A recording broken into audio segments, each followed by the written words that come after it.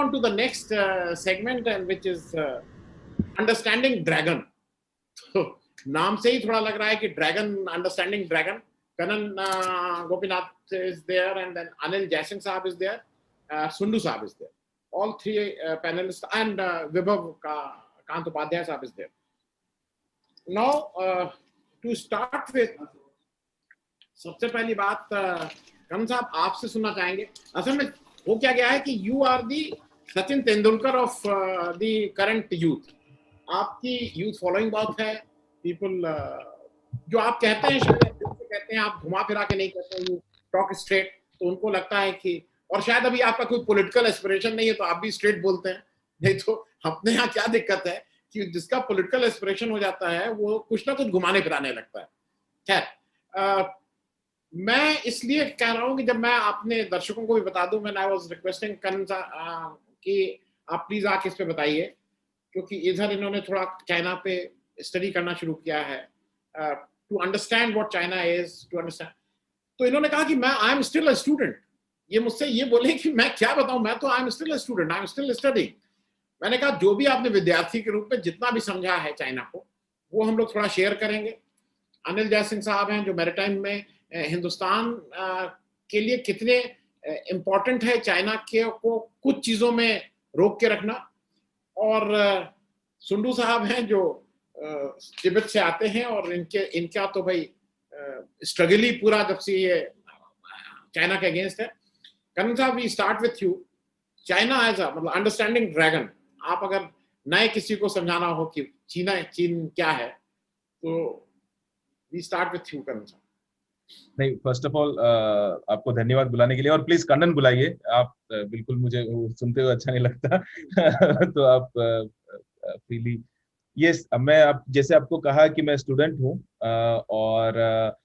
और मैंने ज्यादा टाइम भी नहीं लगाया, बल्कि लॉकडाउन के टाइम तक तो ट्रैवल करता रहा. उसके बाद जब स्पेशली जब लद्दाख में जो इंसिडेंट्स हुए, ईस्टर्न लद्दाख में, और उसके साथ कई सारी चीजें जो मीडिया में आने लगा, तो देन आई अंडरस्टूड कि मैं तो मतलब यूपीएससी क्लियर किया हूँ, आईएएस बना. उसके बावजूद अगर कोई मुझसे ये पूछे कि आपका सबसे बड़ा जो नेबर है, मोस्ट अग्रेसिव और most in fact the kind of country that China is becoming one of the most important countries in the world, उसके बारे में अगर कुछ पूछे कि बेइजिंग कहाँ पे उनके मैप में, या शंघाई कहाँ पे, या फिर उस 4 प्रोविंस का नाम बताए, तो शायद मैं नहीं बता पाता. मतलब उस टाइम मुझे ऐसा लग रहा था कि मेरा जो अंडरस्टैंडिंग है वो बिल्कुल जीरो है. मतलब I will not even say anything, it was completely zero.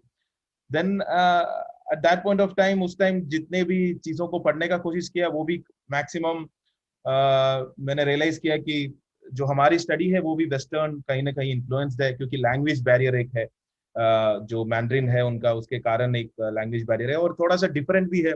जो इंडो यूरोपियन लैंग्वेज है उससे अलग है, द्रविडियन लैंग्वेजेस है उससे भी अलग है. सो दे हैव लैंग्वेज रूट भी अलग है उनका, तो थोड़ा वहां भी बैरियर था. तो वैसे मैंने मैंड्रिन सीखना शुरू किया करीबन 5-6 महीने बैठ के यूपीएससी का तैयारी जैसे करते हुए. तो then learned quite a bit of Mandarin, I would say HSK 4-5 level तक. उसके बाद जब एक मैं थोड़ा सा बताऊंगा क्यों शुरू किया. आपको याद होगा फरवरी में हमने यहाँ पे इंडिया में काफी सारे मीडिया ने एक रिपोर्ट छापा था कि 2013 का चाइना का एक स्ट्रैटेजिक मिलिट्री डॉक्यूमेंट आया था, मतलब साइंस ऑफ मिलिट्री स्ट्रैटेजी करके, और उसका 2013 का डॉक्यूमेंट है. और उसका अनुवाद जो ट्रांसलेशन करके एक अमेरिकन थिंक टैंक ने 2021 फरवरी को उसको रिलीज किया था. करीबन 280 पेज का डॉक्यूमेंट है. वो डॉक्यूमेंट जैसे उन्होंने रिलीज किया 2021 फरवरी इसी साल का, उसको देखते हुए हमारी मीडिया में कई सारे आर्टिकल्स आए कि हाँ, इसमें लिखा हुआ है कि 2020 जो इंडिया के साथ चाइना कैसे इंडिया को देखते हैं, और क्या हमारे साथ रिलेशनशिप होना चाहिए, नेवल डोमिनेशन कैसे होना चाहिए, इंडियन ओशन कैसे प्रायोरिटी होना चाहिए, ये सब उसमें लिखा हुआ था. और 2020 में जो जो चीजें हुई उसको हम कहीं ना कहीं 2021 में जो उन्होंने ट्रांसलेट करके आर्टिकल्स जो पब्लिश किए, उससे हम जस्टिफाई करने लगा. वो मुझे लगा कि मतलब टॉप न्यूज़पेपर्स, ऐसे भी नहीं है कि जो रेप्यूटेड न्यूज़पेपर्स थे, तो कहीं ना कहीं मुझे लगा कि यार एक डॉक्यूमेंट 2013 में था, और मैंने थोड़ा सा सर्च किया तो पता चला कि वो 2015 से पब्लिकली अवेलेबल था, मतलब इट वाज पब्लिकली अवेलेबल. और पर 2020 में जब ये इश्यू हो रहा था, तब हमने कोई इस डॉक्यूमेंट का जिक्र किया नहीं। 2021 में जब यूएस का एक थिंक टैंक ने उसको ट्रांसलेट करके पब्लिश किया, तब हम उसको लेकर समझने की कोशिश कर रहे हैं कि भाई 2020 में क्या हुआ। तो कहीं ने ये लगा कि जो somewhere around there is lack of understanding जो होना चाहिए। तो देन आई स्टार्टेड एक छोटा सा प्रोजेक्ट के तौर पर किया कि जो चाइनीज डॉक्यूमेंट्स है या चाइनीज डॉक्यूमेंट्स कहिए, चाइनीज न्यूज मीडिया कहिए, करीबन 100 से ऊपर जो चाइनीज लैंग्वेज मीडिया वेबसाइट्स है उसको ऑटोमेटिकली क्रॉल करके ट्रांसलेट करके एक वेबसाइट बनाया जिसमें मैं अभी पब्लिश करता हूँ डेली। तो व्हाट चाइना रीड्स करके, कि चाइना पढ़ता क्या है, मतलब उसमें whatchinareads.com करके एक वेबसाइट बनाया। Daily 100 more than 100 Chinese websites are crawled and translated real time. हर दिन करीबन 2000 आर्टिकल्स उसमें ट्रांसलेट होके आते हैं। तो आप सर्च करेंगे तो भी बहुत सारी चीजें उसमें मिल जाएगा। तो ये रीजन इसलिए था कि हमें वो लैंग्वेज बैरियर, अभी जिसे ऑटो ट्रांसलेशन की जमाना है, इसमें लैंग्वेज बैरियर होने की जरूरत नहीं है। रियल टाइम हमें वो इन्फॉर्मेशन मिलना चाहिए और रियल टाइम हमें उसको पढ़ना भी चाहिए।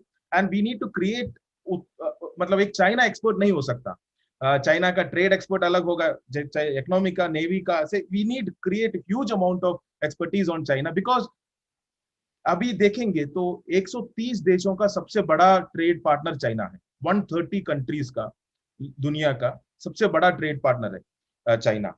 इस साल अगर देखेंगे तो 70% इंक्रीज हुआ इंडिया और चाइना के बीच का ट्रेड, जिसमें हम भरोसा करते हैं या फिर हम उसको प्यार करते हैं, हम उसका दुश्मन है, वो सब सेकेंडरी है। बात यह है कि अभी हमारी डिपेंडेंसी इतना ज्यादा, और वो इंटरडिपेंडेंसी भी नहीं है। ऐसा नहीं है कि वो हम पे डिपेंडेंट है, ऐसे हो गया कि हम उस पे डिपेंडेंट है, वन साइडेड डिपेंडेंसी हो गया। इस समय अगर हम उनको पढ़ने में मेहनत नहीं लगाए, उनको समझने में मेहनत नहीं लगाए, तो आगे का 20-30 साल, जो अभी तो एक फेज आ गया, उसके आगे भी एक 20-30 मतलब 50 साल आगे है, उस दौरान की जो पॉलिसी मेकिंग है उसमें बहुत सारा मुझे लगता है कि लिमिटेशंस आएगा। और आवर ओन स्कॉलरशिप, जो ना चाइनीज फंडेड है ना वेस्टर्न फंडेड है, हमारी खुद की स्कॉलरशिप हमें डेवलप करने की जरूरत है। वो आके पढ़ते थे यहाँ पे, वो उनकी स्कॉलर्स आके यहाँ पे संस्कृत पढ़ के जाते थे। मैं समझता हूँ कि वो ज्यादा स्मार्ट थे, वो आके समझे और सीखे और चले गए। हमने पढ़ा नहीं, हमें पढ़ना चाहिए, बल्कि हमें दुनिया के हर कल्चर से पढ़ना चाहिए, ताकि हम कैसे अपने सिविलाइजेशन को, अपने कल्चर को आगे बढ़ा सकते हैं। तो for that purpose only I been learning and reading as of now. I would wait for my comments. Just wanted to introduce this. अब बाकी अगर जो मेरे से ज्यादा कई सीनियर्स है जो चाइना को पढ़ते हैं, I would listen to them first. मैं अनिल जयसिंह साहब आपके पास आ रहा हूं, क्योंकि आप मैरीटाइम को बहुत दिनों से देख रहे हैं, वॉच कर रहे हैं, खुद उसके पार्ट एंड पार्सल रहे हैं। और ये पुरानी कहावत है कि जो व्यापार है वो पानी के जहाज से ही होता है, वो समुद्र के रास्ते ही बड़ा व्यापार होता है।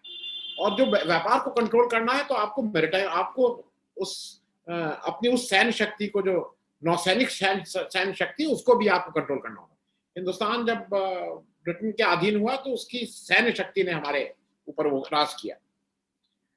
आपसे समझना है कि व्यापारिक दृष्टि से चीन कितना, मतलब मैरीटाइम में कितना समृद्ध हुआ है। क्योंकि अभी आपसे पहले एक और चल रहा था, उसमें कहा गया कि नहीं अमेरिका हर जगह बैठा हुआ है उसको चेक करने के लिए और दे कैन नॉट मूव। लेकिन आपसे जब हम लोग पहले ही बात करते रहे, आपका एक दूसरा व्यू पॉइंट है, आपका है कि China is very aggressive to expand its maritime footprints. इसको थोड़ा आप अनम्यूट कर लीजिएगा। आनंद जी, पहली बात तो आपने मुझे आमंत्रित किया इस कार्यक्रम पे, thank you very much for that. It's always a pleasure to be on your discussions because they're so interesting. And I'd like to also, I heard Mr. Kannan in his last, जो आपको 24-hour marathon हुआ था, and I was very impressed. और मैं कनन को ये कहना चाहता हूँ कि चाइना की, आई थिंक हमारी जो सबसे बड़ी शॉर्टकमिंग है चाइना को स्टडी करने में, वो है lack of enough Chinese language speakers and who can read Chinese. Because Chinese thought can only be understood in Mandarin. It cannot be understood in translated English. Otherwise, आप global times ही पढ़ेंगे और आप पूरी अपनी चाइना की perception एक global times में बनाएंगे। तो ये सबसे जरूरी है मेरे ख्याल से इंडिया में कि चाइना की स्टडी एक स्पेशलाइज्ड सब्जेक्ट होना चाहिए। एंड जैसे उन्होंने कहा, हर एक फील्ड में अपने स्पेशलिस्ट डेवलप होने चाहिए। एक कोई ओवरऑल चाइना का स्कॉलर नहीं हो सकता है, दैट वो तो बहुत जरूरी है। एंड टेंजिन और हम अवध कॉन्क्लेव में भी एक पैनल पे थे, बहुत खुशी हुई आपको मिलके। Tenzin, welcome and nice to see you again. It was very interesting to hear your views and your poetry at the Awadh Conclave. Coming to China now, Chinese maritime. देखिए, ऐतिहासिक फैक्ट ये है कि जिस भी कंट्री ने super power status पाया है वो अपनी मैरिटाइम स्ट्रेंथ के जोर पे पाया है। आप पेलोपोनेशियन वॉर से लीजिए, बीसी से आज तक। ब्रिटेन छोटा सा देश है, 900 मील लंबाई है उसकी, 900 किलोमीटर, और उसने सारी दुनिया के ऊपर राज किया अपनी मैरिटाइम पावर के जोर पे। पिछले 100 साल, वर्ल्ड वॉर 2 के बाद अमेरिका उसी नौसैनिक शक्ति पे अपनी पूरी उसका पावर उस पर रेस्ट करता है। 11 सुपर एयरक्राफ्ट कैरियर्स हैं उसके पास। चीन, जिसका कोई मैरिटाइम हेरिटेज नहीं थी, खास नहीं थी, एक इनके 16वीं सदी में एक यूनोक एडमिरल थे जेंग ही, जिन्होंने कई वॉयेजेस की थी, जिनको चीन भूल चुका था बिल्कुल, उनका कहीं जिक्र नहीं होता था। वो आज पूरे रिजरेक्ट हो गए हैं और चाइना के मैरिटाइम हीरो, उनके नैरेटिव में मैरिटाइम हीरो बने हुए हैं। और चाइना अब अपनी पूरी जो आगे की अपनी स्ट्रेटेजी है वो अपने मैरिटाइम ट्रेडिशन के ऊपर बना रही है, जो अभी तक पिछले 50 साल में के पहले था ही नहीं। तो वो भी समझते हैं कि मैरिटाइम कितना जरूरी है। और जिस देश में 1950 तक के पास नौसेना नहीं थी, वो आज 2020 में 20 में दुनिया की सबसे बड़ी नौसेना है। नंबर्स में चाइना सबसे बड़ी नौसेना है दुनिया की। हाँ, ये बात अलग है कि अमेरिका कैपेबिलिटी और टेक्नोलॉजी में अभी भी बहुत आगे है, पर चीन बड़े और तरीकों से अपनी टेक्नोलॉजी से, अपनी एसिमेट्रिक कैपेबिलिटी से वो जो गैप था उसको नैरो करता जा रहा है। तो चीन ने ये डिसाइड किया है कि उन्होंने अपने जो इनका 2019 का व्हाइट पेपर था डिफेंस पे, उस पर उन्होंने अपनी कार्डिनल डेट्स दी हैं कि 2035 तक वो एक मॉडर्न मिलिट्री पावर होगा और 2049 तक वो दुनिया का सर्वश्रेष्ठ मिलिट्री पावर होगा। इट मीन्स वो ग्लोबल सुपर पावर होगा 2049 तक, और अमेरिका के साथ नहीं, अमेरिका की जगह वो नंबर 1 होगा। तो चीन ने जो अभी उनका लास्ट प्लेनरी हुआ था, 5th प्लेनरी जो भी हुआ था 2019 में, उसमें उन्होंने जो 2020 की जो माइलस्टोन सेट किए थे ये 2049 के रोड मैप में, वो थोड़ा आगे ही चल रहे हैं, पीछे नहीं चल रहे हैं किसी भी दायरे से, और डेफिनेटली मैरिटाइम में। तो ये एक पहली बात हमको ये समझनी है कि maritime power is going to be the basis of China's attempt at global domination. अब इसमें भारत कहाँ आता है? इंडियन ओशन उनके लिए बहुत जरूरी है अगर उनको अटलांटिक में पहुंचना है। और चीन की एक अटलांटिक स्ट्रेटेजी है, एक पोलर स्ट्रेटेजी है, और खैर साउथ चाइना सी तो उन्होंने अपना हथिया ही लिया है। अब तो 9 डैश लाइन उन्होंने बोल दिया ये तो हमारा है, आप कुछ भी कर लीजिए, ये तो हम आपको छोड़ने नहीं वाले। उनके 3 कोर इशू हैं, एक साउथ चाइना सी है, एक ताइवान है, अमेरिका से एक टिबेट होगा, जिसपे वो नॉन नेगोशिएबल है। तो जो उनके कोर इश्यूज हैं वो नॉन नेगोशिएबल। हांगकांग भी अब वो धीरे धीरे होता जा रहा है। तो जहां तक ये सवाल है, साउथ चाइना सी उनका है, ईस्ट चाइना सी पे वो जापान के ऊपर खूब हावी हो रहे हैं, और इंडियन ओशन उनका अगला टारगेट है। इंडियन ओशन में उनकी 3 pronged स्ट्रेटेजी है, 3 तरीके से कर रहे हैं। पहली बात तो अपनी नौसेना बना रहे हैं। उनकी नौसेना में आज 300 से ज्यादा जहाज हैं। अभी भी पर उनके पास वो ब्लू वाटर कैपेबिलिटी नहीं है। ब्लू वाटर वो होता है कि आप दूर जाके अपनी पावर प्रोजेक्ट कर सकते हैं, उतनी उनकी कैपेबिलिटी नहीं है कि हिंद महासागर में वो भारतीय नौसेना के साथ टक्कर ले सकें। तो वो अपना टाइम मार्क करेंगे। पर जिस रफ्तार से वो अपनी नेवी बढ़ा रहे हैं, वो हर साल अपनी नेवी में 20 से 25 बड़े युद्धपोत और पनडुब्बियां कमीशन कर रहे हैं। 21 अप्रैल 2021 को उन्होंने एक ही दिन में एक 60,000 टन डिस्प्लेसमेंट अपनी नेवी में बढ़ाई। एक SSBN कमीशन किया, दुनिया का सबसे बड़ा डिस्ट्रॉयर कमीशन किया, और दुनिया का सबसे बड़ा एम्फीबियस शिप कमीशन किया एक ही दिन में। उस रफ्तार से उनकी नौसेना बढ़ रही है। तो उन्होंने ये कह दिया है कि जब तक अभी उनके पास 2 एयरक्राफ्ट कैरियर है, तीसरा बन रहा है, चौथा बनना शुरू हो गया। 2030 तक उनके पास 5 एयरक्राफ्ट कैरियर होंगे, उन्होंने बोल दिया। पहले वो 8 या 10 की बात कर रहे थे, अब 5 की बात कर रहे हैं। जहां उनका तीसरा या चौथा एयरक्राफ्ट कैरियर कमीशन होगा, वो carrier battle group Indian Ocean में ऑपरेट करेगी परमानेंटली। वो इंडियन ओशन में आके बेस हो जाएगी। जिबूटी में इन्होंने जो बेस बनाई है, वहां पे जो जेटी बनाई है, वो भी एक्सटेंड कर रहे हैं। वो एयरक्राफ्ट कैरियर को बर्थ करने के लिए वो एक्सटेंड की जा रही है। ग्वादार पोर्ट के ऊपर पूरा कंट्रोल है उनका। मुंबासा के ऊपर वो कंट्रोल लेने की कोशिश कर रहे हैं। तो 3 pronged स्ट्रेटेजी जो मैं कह रहा था, एक तो है उनकी ये बेसेस बनाना, कि हर जगह उनकी एक बेस होगी। उन्होंने अपनी मिलिट्री को लास्ट ईयर 2-3 साल पहले रीऑर्गेनाइज करके थिएटर कमांड में रीऑर्गेनाइज किया। वो इस बातों में अगर आप देखें, जिस उन्होंने बड़ी क्लोजली स्टडी किया है कि अमेरिका सुपर पावर बना कैसे और फिर अमेरिका ने अपनी सुपर पावर स्टेटस को कायम कैसे रखा।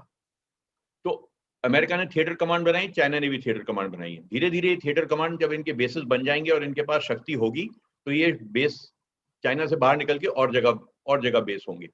तो जिबूटी में इनके पास बेस है, ग्वादार में इनके पास बेस होगा, बांग्लादेश को उन्होंने 2 पनडुब्बियां दी हैं।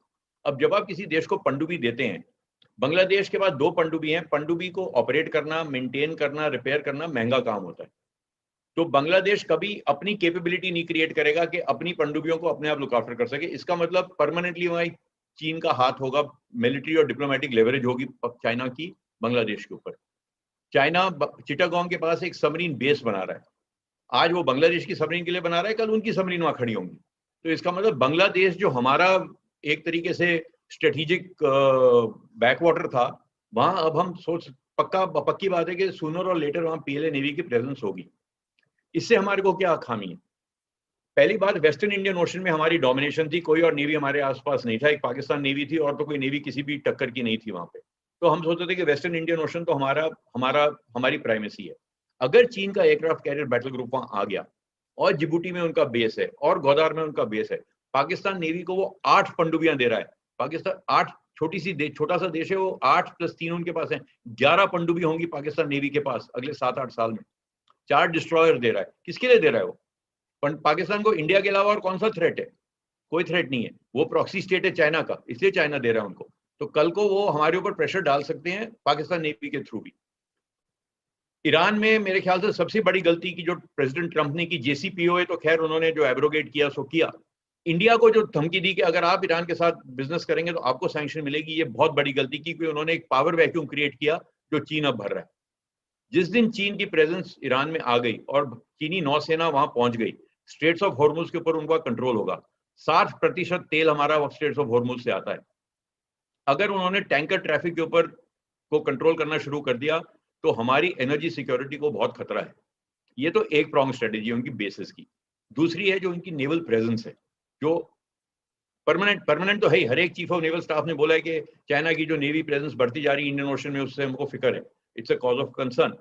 पर ये एक बार बढ़ गई है, जो उनके पास जब एडुकेट नंबर्स होंगे तो ये तो बहुत बड़ी फोर्स पूरी कैरियर बैटल ग्रुप होगी यहाँ पे।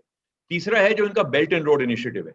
बेल्ट एंड रोड इनिशिएटिव सब कहते हैं कि इकोनॉमिकली अनवायबल मॉडल है, स्ट्रेटेजिकली ये इकोनॉमिक मॉडल के तौर से बनाया ही नहीं, ये स्ट्रेटेजिक मॉडल के तौर से बनाया है। ये गेटवे है चाइना का सी लेन्स, इंडियन ओशन की सी लेन्स, फ्रॉम चाइना से यूरोप की सी लेन्स को कंट्रोल करने का।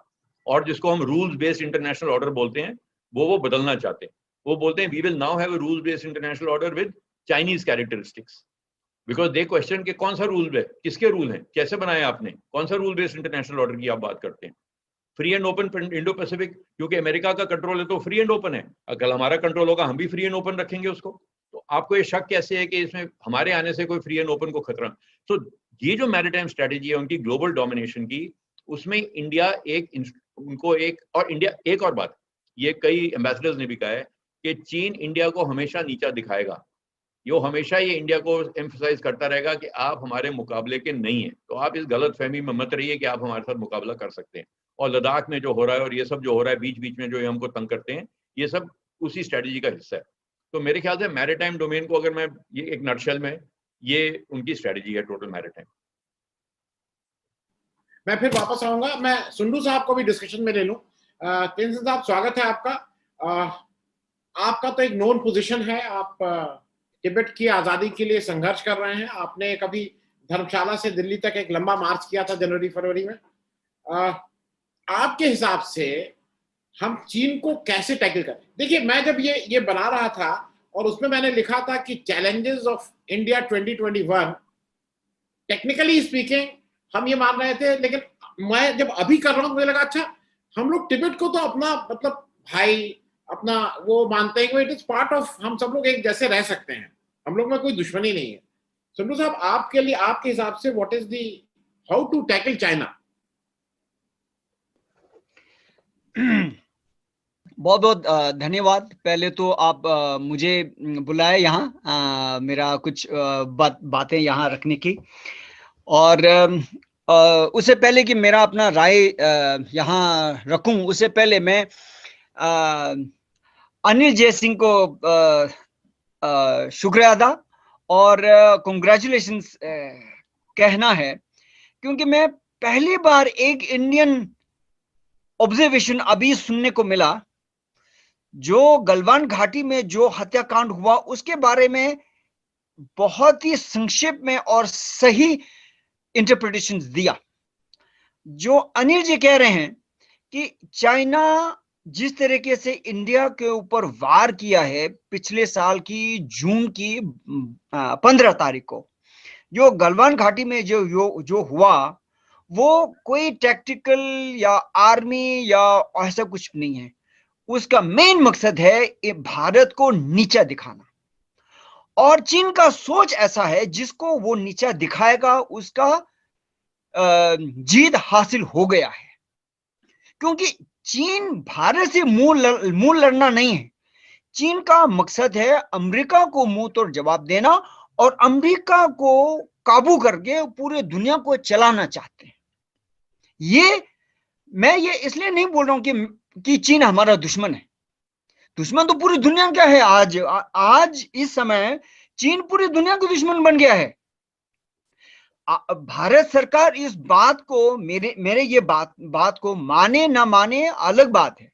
पॉलिटिक्स से दिल से माना फिर से बाहर से नहीं माना, ऐसे भी कह सकते हैं। लेकिन जॉर्ज फर्नांडिस की, भारत की पूर्व रक्षा मंत्री जॉर्ज फर्नांडिस ने, जब उन्होंने 2008 में कहा कि चीन भारत का सबसे नंबर 1 सर्वश्रेष्ठ दुश्मन है, तो कई लोगों ने कहा ऐसा नहीं कहना चाहिए क्योंकि हम चीन से बिजनेस करना चाहते हैं। वह ये झूठापन जो है ये चल रहा है, और भारत की चीन की नीति जो है इसी झूठापन ने अलग गलत रास्ते दिखाया। और इसीलिए आज भी अभी कन्नन गोपीनाथ जी जितना मेहनत कर रहे हैं भारतीयों को चीन की बारे में समझना, इतना मुश्किल क्यों लग रहा है? क्योंकि भारत की नीति जो है वो हमेशा सरकार ने लोगों को गलत रास्ते पे लेके गए, और सरकार ने भारत की चीन की नीति और दृष्टिकोण गलत जगह पे ले गए। इसलिए ले गए, एक चीन से डर था, दूसरी सरकार जो भी आए वो चीन से बिजनेस करके अपनी सरकार की जो भी पॉलिटिकल पावर है उसको चीन से दोस्ती दिखा के बिजनेस करके वहां से कुछ इन्वेस्टमेंट लाने की कोशिश। और ये उनको पता था नहीं हो रहे हैं, आज भी नहीं हो रहे हैं, पता था। लेकिन एक दिखावे के तौर से आज गलवान घाटी होने के बाद और ये पैंडेमिक होने के बाद कोई भी एक भारतीय नहीं होगा जिसके मन में यह है कि हम चीन से दोस्ती कर सकते हैं। आज कोई भी नहीं है। और इसीलिए आज भारत की दुश्मन पाकिस्तान नहीं है, चीन है। अब पता चल गया, जैसे अनिल जी अभी भी बात रख रहे थे कि पाकिस्तान की वो दिखावा जो है भारत के ऊपर गलत नजर रखना और कुछ ऐसे टेररिज्म करना, वो चीन के पैसे से कर रहे हैं, चीन की सपोर्ट से कर रहे हैं। पाकिस्तान में हैसियत नहीं है भारत के ऊपर ऐसा करना। तो इसीलिए अब हम ये बहुत ही सही समय है, क्योंकि एक तिब्बती होने के नाते और एक भारतीय होने के नाते मेरा डबल ड्यूटी बनता है। मेरा डबल ड्यूटी बनता है चीन को समझना, और जिस तरीके से मैं समझ रहा हूं वो भारतीय वासियों के सामने ये पूरी तरह से रखना। और मैं अंतिम एक शब्द बोलूंगा, उससे मैं मेरा अभी फिलहाल का बात यहां रखूंगा। चीन को समझने में पहले वो चीन की शब्द जो है वो हम सबको पता होना चाहिए। वो चीन जो है वो अंग्रेजी में हम चाइना और हिंदी में चीन जो बोलते हैं, वो उसकी चीन का शब्द जो है वो टुंगवा। वो कोई लोग टुंगवा बोलेंगे, कोई लोग चुंगो बोलेंगे, चुंगो। वो चीन का भाषा मुझे भी नहीं आता। करण जी आपने तो पढ़ाई किया, मैंने पढ़ाई नहीं किया, मुझे पता नहीं है। लेकिन चीन को 70 साल तिब्बती लोगों ने दुश्मन मान के, क्योंकि उन्होंने हमारे ऊपर गुलाम बना रखा है, हमने चीन को समझा। और ये हमने पहले वहां से समझा उनकी शब्द टुंगवो का मतलब क्या है। टुंगवो का मतलब यह है कि हम पूरी दुनिया में से सर्वश्रेष्ठ लोग हैं, देश हैं, और हम पूरी दुनिया के बीचों बीच में हैं। बाकी दुनिया हमारे आसपास में, एरा भेरी में है। तो उनका नीचा सोच वही है कि हम पूरी दुनिया की सर्वश्रेष्ठ दोस्त देश है, और भारत या तिब्बत या अमेरिका वो जो है उनके आसपास एरा वेरे में है। उनका बेसिक सोच ऐसा है। अब जिस देश का सोच ऐसा है, अब ये समझने की कोशिश कीजिए कि चीन 250 साल 1911 तक, सन 1911 तक 250 साल मांचू के गुलाम रहे, 250 साल। और उससे पहले करीब करीब 100 साल मंगोल के गुलाम में रहे। अब जिस देश, जो लोग अपने आप को सर्वश्रेष्ठ मान रहे थे, वो मंगोल के गुलाम बने, वो मांचू के गुलाम में रहे, और वो जापान की गुलाम में रहे, और कुरियर से मार खाए। पूरे वेस्टर्न पावर्स की, अमेरिका की, फ्रेंच की, पुर्तगाल की, अंग्रेजी की, सब लोगों के उनके मार खाए। जो देश तहस महस हो गए थे 1911 तक, 1912 में पहली बार रिपब्लिक ऑफ चाइना स्थापित हुए थे, तब तक इतनों ने इतना मार खाए। अब उस देश की मानसिकता की समझने की कोशिश करो, उसको क्या, किस तरह से वो दुख और किस तरह से उनके हैसियत खराब हो गए थे। वो वहां से उभर के आज वो उनका मकसद ये आ गया कि हम पूरी दुनिया में राज करेंगे।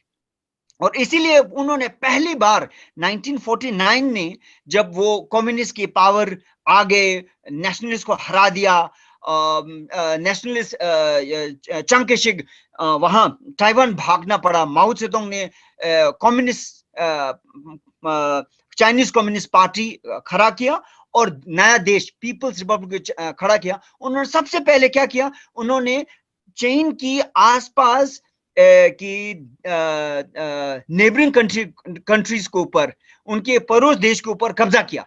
Tibet, East Turkistan, southern Mongolia, मांचूरिया ऊपर कब्जा किया, और हांगकांग तो उनके हाथ में आने वाले थे।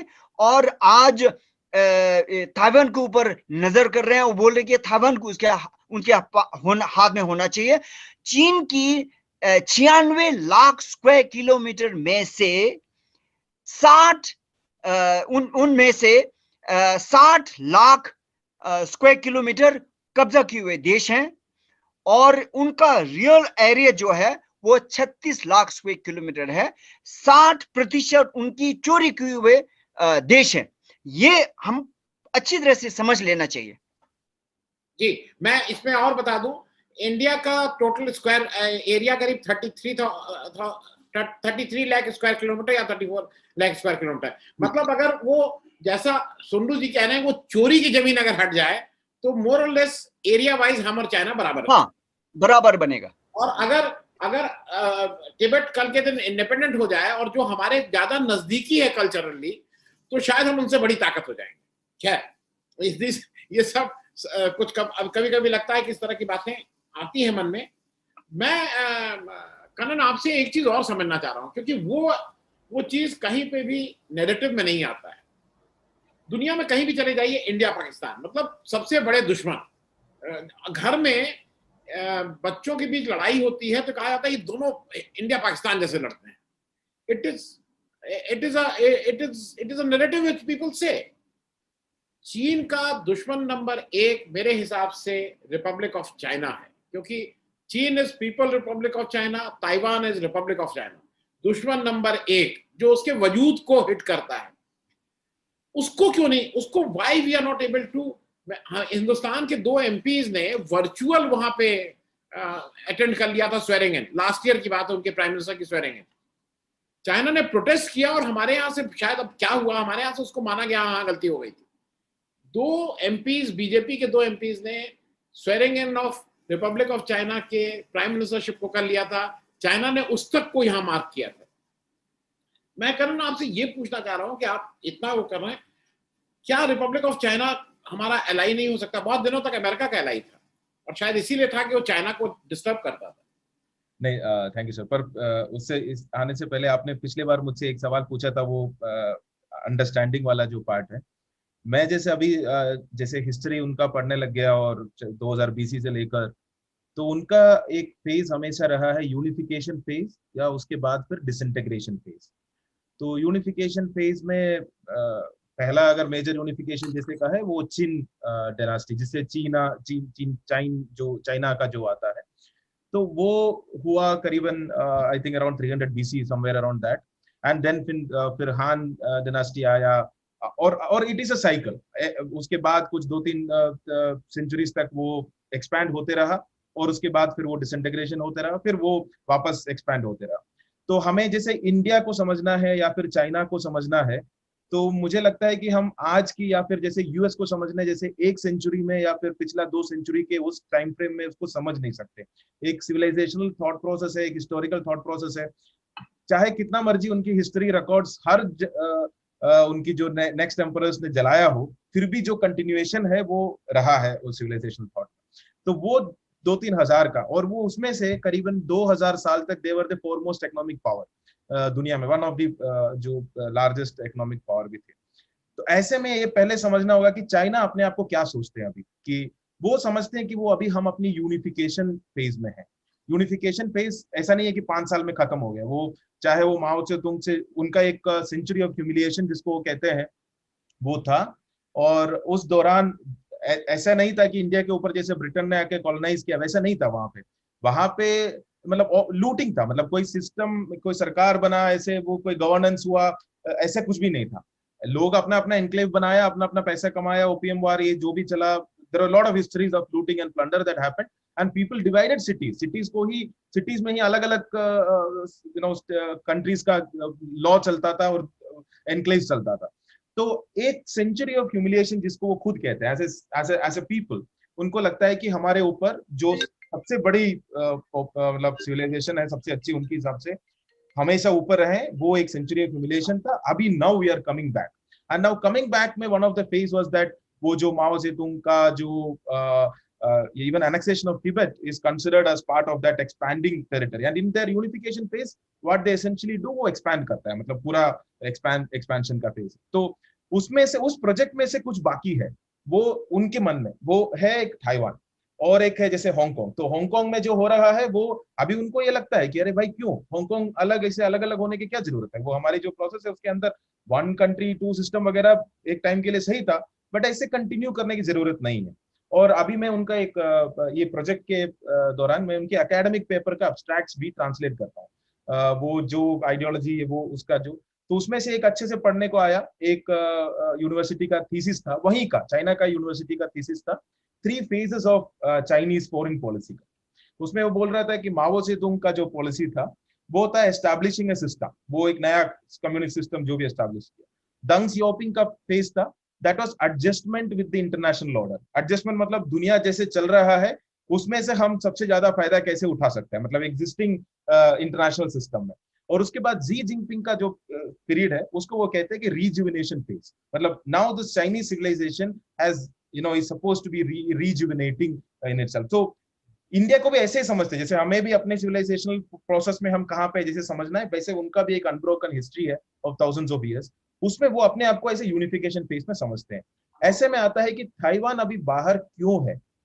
अभी सवाल ये नहीं है चाइना के अंदर कि चाइना ताइवान को एनेक्स करना चाहिए कि नहीं एनेक्स करना चाहिए। It is just a matter of when, it is not even a matter of if और एंड वो बहुत ही क्लियरली उन्होंने कई टाइम से कह चुके हैं। बल्कि कल की उनकी जो जाओ लिजियान करके उनका जो स्पोक्स पर्सन है, उनका कल का एग्जैक्ट एक्सप्लिसिट स्टेटमेंट है, Taiwan independence means war.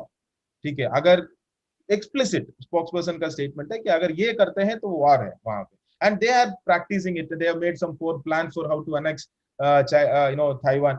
Now अभी इंडिया के साथ, इंडिया सिर्फ इंडिया नहीं है, ये इश्यू मुझे लगता है कि सारे दुनिया के है, क्योंकि हमने पीआरसी को एक टाइम में लेजिटिमेट चाइनीज गवर्नमेंट मान लिया। जब चाहे यूनाइटेड नेशन सिक्योरिटी काउंसिल का हो, चाहे जितने वर्ल्ड बॉडीज हो, सब ने एक कंट्री को मान लिया कि yes PRC is the legitimate representatives of Chinese population और चाइना। अब उसको मान लिया तो फिर दूसरा जो क्लेमेंट है उसको हम वैसे ही डिलेजिटिमाइज कर दिया, और हम सब ने साथ ही साथ कर दिया। Now it is like retaliation कि हाँ, अगर आप ये करते हैं तो हम ये करेंगे, हम ताइवान को रिकॉग्नाइज करेंगे. That is now considered us, and I for me I believe more than South China Sea, more than anything else, Taiwan is like an ant, अब उसको इस पे टच नहीं करना कोई. अगर इस पे टच करेगा तो हम तो मतलब we'll just all hell will break loose वाला उस पे वो that is what China is trying to do. We for a long time, and it is humiliating to read some of the articles. Yesterday they had a very long article saying why US and Russia are have no fear of giving their most advanced weapons to India. And उसमें ये लिखा है, उसमें काफी लंबे छोड़े उन्होंने लिखा है कि because India cannot even replicate the technology. They are sure that हम advanced technology भी दिए इनको तो हम replicate नहीं कर पाएंगे, पर अगर चाइना को दिए तो हम replicate करेंगे. And they are repeatedly saying this because हमने हर बार war को या फिर piecemeal तरीके से देखते हैं. जैसे हम अभी बोल रहे हैं कि ताइवान को ये क्यों करें, अरे या फिर हमने अभी रफाल खरीद लिया या फिर कुछ, अच्छा अभी डिसाइड कर रहे हैं कि एयरक्राफ्ट कैरियर चाहिए कि सबमरीन चाहिए. मतलब there is no thought process that is going beyond a decade or a 2 decade or a 3 decade for which we have a consistent plan. तो इस तरीके का piecemeal approach के कारण इश्यू क्या है, हम इंसिडेंट्स के बेसिस पे सोचते हैं. अभी गालवान में इश्यू आया तब समझ में आया कि हमारे पास विंटर क्लोथिंग नहीं है, हाई ऑल्टीट्यूड विंटर क्लोथिंग नहीं है. अरे भाई, this is not something that you should have known at now, you could have known it all the time. उसके इतना मजाक उड़ाएगा. It was very horrible to read that articles कि हम वहां से सेकंड यूएस से मंगा रहे करके.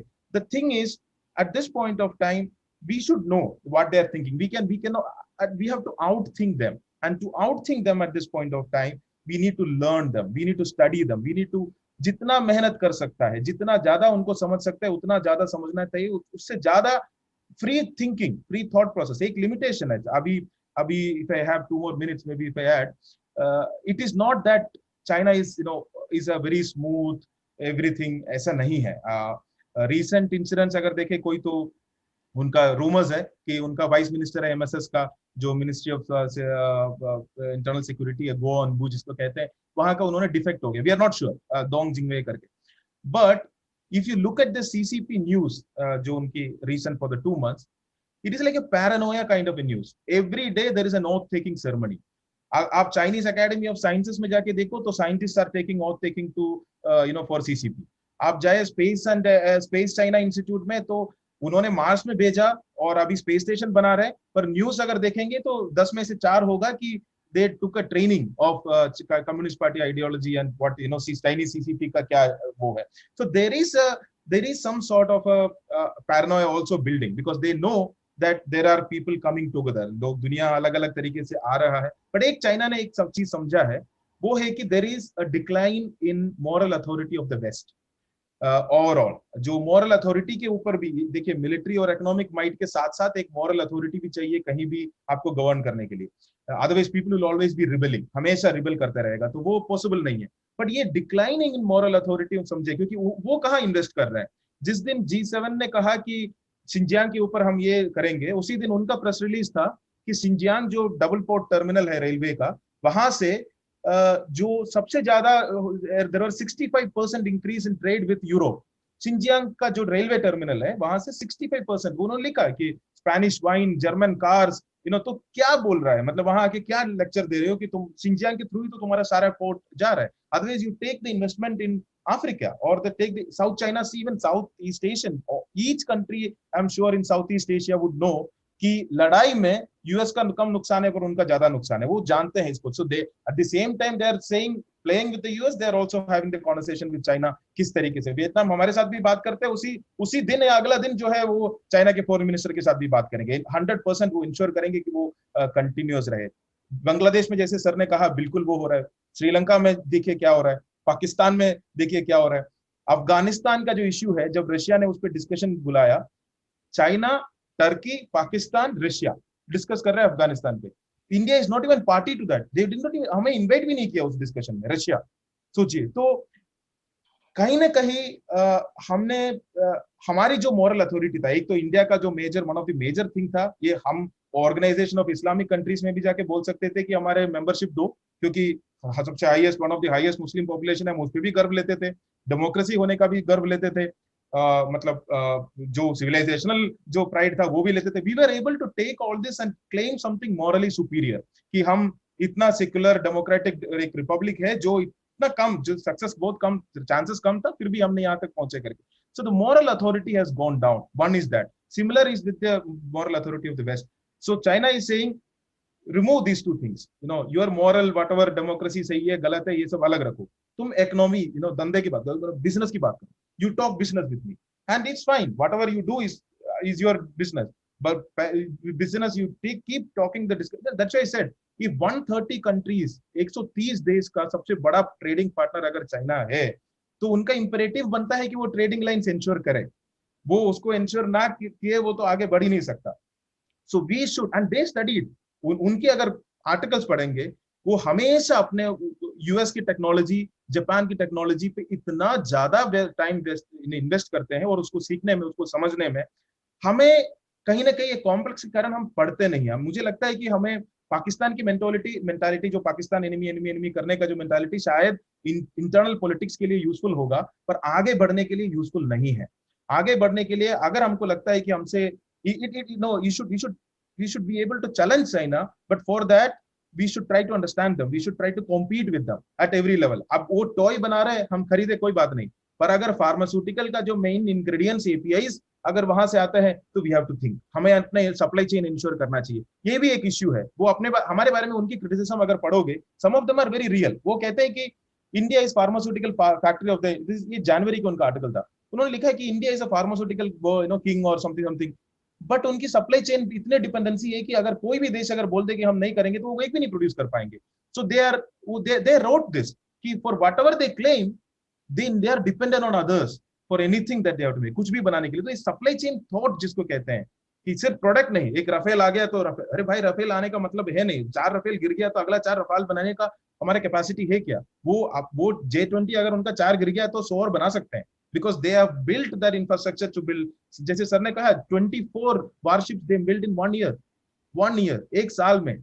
और पिछले साल कम से कम 33 या 34 सब ऑर्बिटल लॉन्चेस थे, मतलब रॉकेट सैटेलाइट लॉन्चेस थे.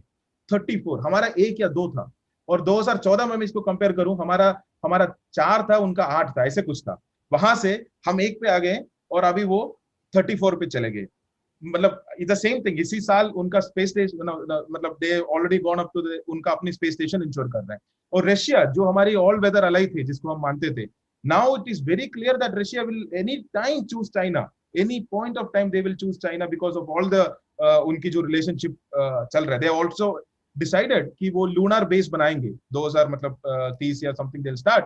उसमें China and Russia together will be making that lunar base. तो we have to really introspect. अगर हमें अपने अलग से, क्योंकि जैसे चाइना ने ग्रो किया, अलग से अपनी सिविलाइजेशन की जो वैल्यूज है उस पर आगे बढ़ना है, then we need to stop what you call cyber rattling. ये जो लड़ाई करना है, ये करना है, वो करना है, then we need to be very clear, do our work for the next 20-30 years, and then build something which we can challenge, and then say भाई हम पहुंच गए अभी मौके पे. This is what Deng Xiaoping said, don't lead. उनके अपने diplomats को उन्होंने कहा था कि don't raise your head. जब तक तुम्हारा unless you are able to lead, तब तक जो है अपने सर भी मत ऊपर करना. You do your work, bid your time, and then you claim leadership. And they did it, but that doesn't mean it is smooth. उनका civilization history भी यही कहता है, जब तक moral kings रहे हैं तब तक ठीक थे, पर जैसे immoral population को लगा कि immoral है, it was always bloody. The change was always bloody revolutionary. It is like complete sir उठा के फाक के फेंक. On every time every regime change has been like that. So that is the danger that, but when it will come, whether it will come in 50 years, 10 years, 100 years, that is an uncertainty that they have to deal with. For us, we have much better ways of changing. If you don't like somebody, we have a better system of changing that leader. We can get somebody else. At the same time, उसके कारण एक नुकसान ये है कि कहीं ना कहीं एक स्ट्रैटेजिक थॉट 20-30-50 years का जो स्ट्रैटेजिक थॉट वो कंटिन्यूटी है, वहां पे हमें कमी आती है. पर जरूरी नहीं है कि ऐसे हो. Leadership and thought leadership, or political leadership and thought leadership can be different. Thought leadership on particular subjects can be long term. Thought leadership में इन्वेस्ट भी करना चाहिए. अभी इंसिडेंट हुआ तो सारे चाइनीज लर्निंग इंस्टीट्यूट को बंद करने का डिसीजन था. मुझे लगता है कि 25 और खोलना चाहिए, बल्कि मतलब हर एक प्रोविंस, हर एक मतलब अभी क्या है, जैसे आपने मुझे बुलाया, आई वाज लिटरली सेइंग, क्योंकि हमारे यहाँ पे अगर मतलब चाइना का प्रेसिडेंट कौन है उसको अगर पता है, मान लीजिए फ्रेंड्स में, तो बोलेंगे अरे तुमको इतना भी पता है, अरे उसका प्रेसिडेंट भी पता है, वो बाप रे बाप। अगर मान लो प्राइम मिनिस्टर भी पता है वहां का, और ये तो चाइना का बहुत बड़ा मतलब विद्वान बन गया, इसको तो चाइना का कैपिटल पता है, लीडर पता है ना। बल्कि क्योंकि हमें आता नहीं है, और तो सामने वाला जिसको उसका कैपिटल कहाँ है पता है, वो एक्सपर्ट बन जाता है ना। वो एक्सपर्टीज नहीं है, that is just peripheral knowledge, that is surface. We should be, अगर एक्सपर्ट तब बनेगा जब आप बोलेंगे कि अनहुई का जो लीडर है वहां का पार्टी सेक्रेटरी है, उसका सी जिनपिंग के साथ रिलेशनशिप क्या है। देन यू कैन से कि भाई, जैसे हम बोलते हैं कि योगी और मोदी के बीच में क्या रिलेशनशिप है, हम समझते हैं कि उसके डिस्कशन होते हैं।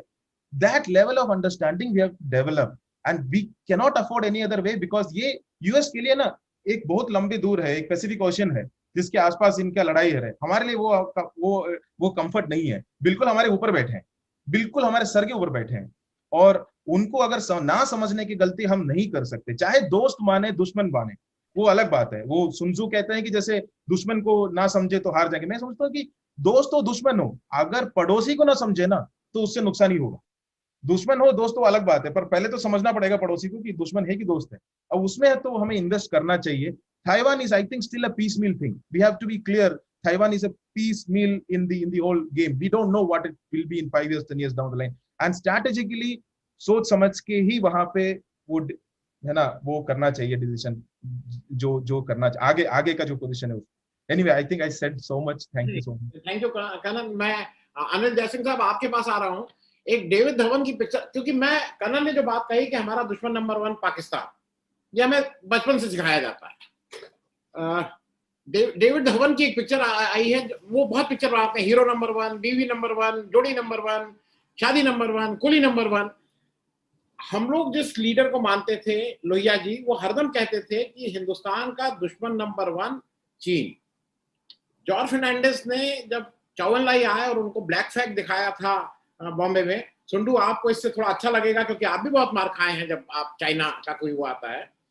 जॉर्ज साहब की जो पिटाई हुई थी बंबई में, वो मालूम है, क्योंकि इन लोगों को लगता था। लेकिन आज मैं अनिल जयसिंह साहब आपसे, क्योंकि यह हालांकि आप हैं सैन्य विशेषज्ञ, लेकिन फिर भी समझना चाहूंगा, क्योंकि हमें हरदम बताया जाता है कि हमारा दुश्मन नंबर 1 पाकिस्तान। तो क्या इसका केवल कारण वोट है? क्योंकि पाकिस्तान से कहीं हम मुसलमान, इस्लाम वो कनेक्ट करते हैं। हम चीन को आज भी, क्योंकि चीन हमारे नैरेटिव में ही नहीं आता है, हम चीन को आज भी दुश्मन नंबर 1 नहीं मानने को तैयार हैं। क्या वोट नहीं मिलता है इस वजह से हम चीन को नहीं बोलते हैं? चीन ने जो अभी गलवान वैली में किया वो सबको पता है, लोग बोलते नहीं अपने मुंह से। हमारे यहाँ पाकिस्तान से हम लोग इतना वो है कि हमारा जो प्राइम मिनिस्टर साहब हैं, ये कहते हैं 71 वॉर में मैंने पाकिस्तान जब प्रदर्शन किया तो मुझे इंडिया में जेल में बंद कर दिया गया। इंडिया में बांग्लादेश क्रिएशन में आप कौन सा प्रदर्शन किए? ठीक है, लेकिन वो सिर्फ इसलिए करते हैं, वो गैलरीज को एड्रेस करते हैं कि मुझे पाकिस्तान के अगेंस्ट में प्रदर्शन कर रहा था। हम लोग तो मैं जरा अनिल जयसिंह साहब से समझना चाहूंगा, फौज में भी आप लोगों का यही है क्या, पाकिस्तान नंबर 1 और कुछ नहीं? देखिए, पहली बात तो मेरे ख्याल से जो पाकिस्तान का नैरेटिव जो इंडिया में डेवलप होता है, ये इसलिए होता है क्योंकि ये, आपने ठीक कहा, ये रेजोनेट करता है मासेस के साथ कि भाई पाकिस्तान दुश्मन है, पाकिस्तान ने लड़ाई की हमारे साथ, पाकिस्तान ने ऐसा किया। बट मेरा पर्सनल व्यू है, कई लोगों का व्यू है आर्म्ड फोर्सेस में, कि पाकिस्तान के साथ इंडिया को अब अपने आप को बढ़ाना चाहिए और बोलना चाहिए हम पाकिस्तान के साथ क्यों हाइफेनेट हो रहे हैं, पाकिस्तान कुछ नहीं है हमारे सामने। इंडिया पाकिस्तान जब हाइफेनेट होता है तो वो पाकिस्तान के फायदे में है। ये एक तरीके से है कि भाई इंडिया यूएस के, यूएस इंडिया, इंडिया कितना खुश होगा अगर हर चीज में यूएस के साथ कंपेयर किया जाए तो ये जो नैरेटिव हम पाकिस्तान का क्रिएट करती हैं, ये तो हमको इनफैक्ट उल्टा ये नैरेटिव क्रिएट करना चाहिए कि पाकिस्तान तो कुछ भी नहीं है और पाकिस्तान एक इरिटेंट है, वो जो भी टेररिज्म वगैरह कर रहा है, ना उसमें शक्ति है ना कुछ है, और एक्चुअल हमारा नंबर 1 थ्रेट चाइना है। और अब लोग कह रहे हैं, गवर्नमेंट में, फौज में लोग कह रहे हैं कि नंबर 1 थ्रेट चाइना है। जब जॉर्ज फर्नांडिस ने 2000 में भी मेरे ख्याल से बोला था, कितना बवाल खड़ा हुआ था, उन्होंने तो ये बोला था थ्रेट है, एनिमी भी नहीं बोला था। और आज तो अमेरिका बोल रहा है कि चाइना इज नंबर 1 एडवर्सरी, सारी दुनिया बोल रही है। अनिल जयसिंह साहब, एक मैं और कर दूं क्योंकि एक व्यक्ति अभी जिंदा है, मुलायम सिंह यादव भी कई बार जब डिफेंस मिनिस्टर बहुत कम समय के लिए बने थे, उन्होंने भी ये कहा था कि हिंदुस्तान का थ्रेट नंबर 1, दुश्मन नंबर 1 चाइना है। मैं मतलब with all the due respect to all the defence minister, Mulayam Singh ने बात कही थी, शायद समाजवादी बैकग्राउंड होने के कारण, शायद नहीं, मेरे ख्याल से अंडरस्टैंडिंग तो है कि चाइना थ्रेट है सबसे बड़ा। कहने की बात है कि आप कह सकते हैं कि नहीं कह सकते हैं। अब जब 370 हुआ था तो होम मिनिस्टर ने बड़े थंडर से पार्लियामेंट में कहा था कि पीओके हम ले लेंगे, और फिर ये भी बोल दिया था अक्साई चीन भी ले लेंगे। और सबने बोला अक्सर चीन लेने जा रहे हैं कैसे लेंगे, खैर वो दूसरी बात थी। और चीन ने उसके ऊपर काफी ऑब्जेक्शन रेज किया था इस स्टेटमेंट के ऊपर। तो हमने हमारी जो पॉलिटिकल, जो हमारी डिस्पेंसेशन है, हमारी जो जिसको हम पॉलिटिकल विल कहते हैं, वो अभी तक हमने देखा है कि भारत की हमेशा कमजोर रही है। जब एन मौका आता है, जब पराक्रम हुआ था, 3 या 4 विंडोज थी, हमारे पार्लियामेंट के ऊपर अटैक हुआ। इससे बड़ा अटैक एक देश के ऊपर क्या हो सकता है कि आपका पार्लियामेंट अटैक हो गया, आपने पूरी फोर्सेस मोबिलाइज कर दी और फिर आप 8 महीने फोर्सेस मोबिलाइज करके बैठे रहे। किस चीज का इंतजार कर रहे थे आप उस टाइम? तो ये जो last, China respects power, China respects hard power. ये सब सॉफ्ट पावर के, वो शाहरुख खान की पिक्चर देखते हैं और हमारे गाने सुनते हैं, this is all rubbish as far as China is concern. China respects hard power, sharp power, anything जिससे उनका पावर आप प्रोजेक्ट कर सकते हैं। और सारी दुनिया हार्ड पावर अप्रिशिएट करती है। सॉफ्ट पावर ठीक है, अपनी जगह में ठीक है, पर बिना हार्ड पावर के कुछ नहीं। शार्प पावर हो या अब आईटी वगैरह आने से, साइबर वगैरह आने से शार्प पावर भी इंपॉर्टेंट हो गया है। तो मेरे ख्याल से ये जो आपने बिल्कुल ठीक कहा कि पाकिस्तान का जो नैरेटिव है ये मासेस के साथ रेजोनेट करता है। और दूसरी बात ये है, ये मैं फिर हमेशा कहता हूँ, फिर दोहराऊंगा, इंडिया में जो स्ट्रेटेजिक कल्चर है, लैक जो है स्ट्रेटेजिक कल्चर का। 75 साल के एक इंडिपेंडेंट नेशन ने आज तक व्हाइट पेपर नहीं निकाला एक डिफेंस के ऊपर। चीन जैसा देश भी हर 5 साल पे निकाल देता है, जिसको कोई रिक्वायरमेंट नहीं है अपनी पॉपुलेशन के पास जाके जस्टिफाई करना वो क्या कर रहा है। हमारे पास कोई नेशनल सिक्योरिटी स्ट्रेटेजी नहीं है। अब आपने देखा होगा कि थिएटर कमांड बनने वाले हैं, अक्टूबर तक थिएटर कमांड बन जाएंगे। Biggest reorganisation of the Indian military since independence. Strategy आपके पास है नहीं, व्हाइट पेपर आपने लिखा नहीं है, तो आप रीऑर्गेनाइज किस बेसिस पे कर रहे हैं, किस थ्रेट के अगेंस्ट कर रहे हैं, किस टाइमलाइन में कर रहे हैं? आप जो अपनी रिस्ट्रक्चरिंग कर रहे हैं वो किसके लिए कर रहे हैं? आप क्या चीन के साथ लड़ने के लिए कर रहे हैं? 20 साल के बाद लड़ाई होगी, 25 साल के बाद लड़ाई होगी, क्या कैपेसिटी आपको क्रिएट करनी है तब तक? एयरक्राफ्ट कैरियर जिसकी आज बात हो रही है, जिसपे हो रहा है कि एयरक्राफ्ट कैरियर इंडिया को नहीं बनाना थर्ड, वो अगर आज आप डिसीजन लेंगे बनने का, वो एयरक्राफ्ट कैरियर 2032 में या 33 में जाके कमीशन होगा। आपको वो सोचना है कि मेरी नेवी 2032 में क्या होनी चाहिए, ना कि 2021 में क्या होनी चाहिए। तो these are the factors which lead to this fact के सबसे आसान डिबेट है पाकिस्तान कर दो, चाइना कर दो थोड़ा बहुत, और बात खत्म हो गई सिक्योरिटी इंडिया की। मैं जनरल जयसिंह साहब एक साहब, क्योंकि मैंने कई बार जगह ये चीज बोली है, जनरल सगट जो थे उनकी वजह से नाथुल्ला और ये बचा। हिंदुस्तान अगर सिक्किम आज हिंदुस्तान के साथ है या नेफा का एक हिस्सा हिंदुस्तान, उसमें केवल मैं मानता हूं मेजर सगट का वो रोल, जहां पे उन्होंने अपने सीनियर्स की एक तरह से बात नहीं मान के ही वेंट ऑन। आज कितने लोग जनरल सगट को जानते हैं? मेरा कहना यह था कि आप कुछ मत करिए, आप अरुणाचल के जो एयरफील्ड है उसका नाम जनरल सगट सिंह एयरफील्ड रख दीजिए। आप इरिटेट करिए ना चाइना को। आप जो चाइना जिस ढंग से आपको करता है कि आप जाके उसके ताइवान के उसमें अगर कोई वर्चुअल उसमें पार्टिसिपेट कर लेता है तो चाइना वहां से भेजता है कि नहीं, और फिर हमारे यहाँ कहा जाता है कि नहीं ये बिल्कुल गलत हो गया है। तो मुझे लगता है कि we have to pay them into the same coin. मैं सुन्नू साहब आपके पास आ रहा हूँ अंतिम, क्योंकि प्रश्न टाइम कम है थोड़ा। सिर्फ ये समझना चाहूंगा, दलाई लामा साहब इस समय विश्व के सबसे बड़े विश्व लीडर के रूप में वो हैं। जैसे गांधी को हम लोग मानते थे, मार्टिन लूथर किंग को मानते थे, नेल्सन मंडेला को मानते थे, दलाई लामा की वो स्टेटस आज है। उम्र भी ज्यादा हो गई है। आप लोग भी अभी भी चाइना से कन्फ्रंट करने की जगह, मैंने इधर देखा थोड़ा आप लोग का स्टैंड है कि कोऑपरेट करके भी काम हो सकता है। क्या चेंज ऑफ स्टैंड है, कन्फ्रंटेशन की जगह कोऑपरेशन? अच्छा, तो इसके बारे में थोड़ा एक 2 लेवल है, उन दोनों को समझना चाहिए। परम पावन दलाई लामा जी जब वो 15 साल के थे तब चीन का आक्रमण हुआ, तो उन्होंने भारत को मदद मांगा, भारत से मदद मांगा, संयुक्त राष्ट्र से मदद मांगा, अमेरिका से मदद मांगा और अंग्रेजों से मदद मांगा जो मदद दे सकते थे। और एक परिस्थिति ऐसा कुछ था, लेकिन तब भी मदद नहीं मिला। और उसके बाद ये लहर जो वो चलते रहे, या तो चीन से दोस्ती करना चाहते थे लोग, बाहरी लोग, या तो उनसे व्यापार करना चाहते थे। और अब तो जैसे अदर स्पीकर्स ने भी कहा, अब चीन के ऊपर निर्भर हो गए, डिपेंडेंट हो गए। अब इसीलिए अब तिब्बत के बारे में अगर हम मानव अधिकारी की बारे में बात करें या तिब्बत में एनवायरनमेंट की बारे में बात करें, किसी के भी हमारे बात नहीं सुन रहे हैं कोई भी। हमारे बात आज भी कोई नहीं सुन रहे हैं। आज भी एक ऐसा देश नहीं है जो ये बोलेगा कि तिब्बत पहले आजाद देश थे और आजाद तिब्बत को हम सपोर्ट करेंगे। ऐसा अभी भी एक देश नहीं है, क्योंकि तिब्बत के पास अभी पैसे की ताकत नहीं है, मिलिट्री की ताकत नहीं है, पॉलिटिकल लीडरशिप की पॉलिटिकल इंटरनेशनल रिलेशंस की उसकी ताकत भी नहीं है। तो ज्यादा तक चीन से या तो दोस्ती या तो अपीजमेंट पॉलिसी चल रहे हैं।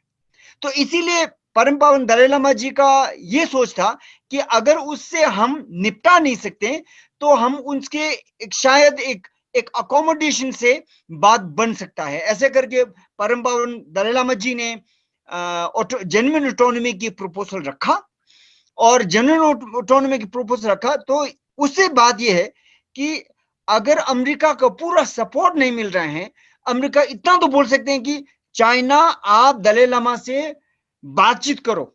इतना ओबामा और क्लिंटन और बुश सबने इतना तक बात रखा, और इसी पॉलिसी से भारत सरकार की पॉलिसी से थोड़ा मिली जुली है, क्योंकि आज भी भारत सरकार का पॉलिसी आज भी क्या है कि Tibet autonomous region is a part of people's republic of China. अगर परम पावन खुद या निर्वासित सरकार ऑटोनॉमी के वजह आजादी बोलते तो हमको ये डर था कि चीन सरकार भारत के ऊपर दबाव डाल के हमारे निर्वासित सरकार जो है वो भी खारिज करे या बंद करा दें, ये हमारा डर था। इसीलिए भारत सरकार की नीति जो है उसको अकोमोडेट में उसकी बदौलत से हमने ऐसा एक नीति बनाया कि हम आजादी की मांग नहीं कर रहे। हम नहीं बोल रहे कि आजादी नहीं चाहिए, हम ये कह रहे हैं कि हम आजादी की मांग नहीं कर रहे हैं और हम ऑटोनॉमी की मांग कर रहे हैं। अगर ऑटोनॉमी हो जाए तो हम साथ में रहने की हम ऐसा एक सोच रखता है। तो लेकिन इसको मुझे लगता है, क्योंकि मैं हमेशा आजादी की मांग कर रहा हूं, और क्योंकि मेरा सोच जो है परम पावन से मिलता जुलता नहीं है, मैं खिलाफ नहीं हूं लेकिन मिलता जुलता नहीं है, और फिर भी मेरा ये सोचना है कि ये जो दलाई लामा जी का ऑटोनॉमी का मांग जो है वो एक रेटोरिकल डिमांड है, वो रेटोरिकल डिमांड है, क्योंकि इसी रेटोरिकल डिमांड से हमारा सरकार को बनाए रखे, हमारे संघर्ष को आज तक 70 साल हो गए, हम अभी भी इस संघर्ष को चलाए रख सकते हैं, ना कि बंद हो जाए, है ना। So I think it is a tactical strategy to maintain the resistance, but बात यह है कि तिब्बत में आज भी आजादी की मांग चल रहे हैं। 155 लोगों ने आपके ऊपर तेल डाल के और जाने दे दिए हैं, और ये आत्मदाह हुआ है। 155 cases of self-immolation, and all of them have demanded that they want the Dalai Lama to return to Tibet and they want freedom for Tibet. तो ये बात जो है बहुत साफ है कि पब्लिक में आजादी की मांग है, और दलाई लामा जी और ये निर्वासित सरकार इस सरकार को चलाए रखना और संघर्ष को बनाए रखने के लिए ऑटोनॉमी की मांग ऐसा रखा है। ये मेरा ऐसा निजी सोच और समझ ऐसा है। थैंक यू सो मच सुंदू साहब। टाइम नहीं तो आपसे पोइट्री जरूर सुनते। मैं अपने दर्शकों को बता दूं, किसी दिन केवल पोइट्री के लिए लाएंगे, अंग्रेजी की अच्छी पोइट्री लिखते हैं। Kannan thank you so much, Anil Jai Singh साहब थैंक यू सो मच आप सब लोगों का ज्वाइन करने के। अगर आपको दी पब्लिक के कार्यक्रम पसंद आते हैं तो इन्हें लाइक करें। अगर आप इस वीडियो को YouTube पर देख रहे हैं तो चैनल को सब्सक्राइब करें, और अगर आप इसे Facebook पर देख रहे हैं तो दी पब्लिक के पेज को लाइक करें। अगर आप चाहते हैं कि हम निष्पक्ष पत्रकारिता को जारी रखते हुए आपसे जुड़े मुद्दों पर सवाल उठाते रहें तो हमें सहयोग करें। आपका छोटा से छोटा सहयोग भी इस मुहिम को जारी रखने में हमें ताकत देगा। डोनेट करने के लिए डिटेल्स जो हैं वो डिस्क्रिप्शन बॉक्स में दी गई हैं। धन्यवाद।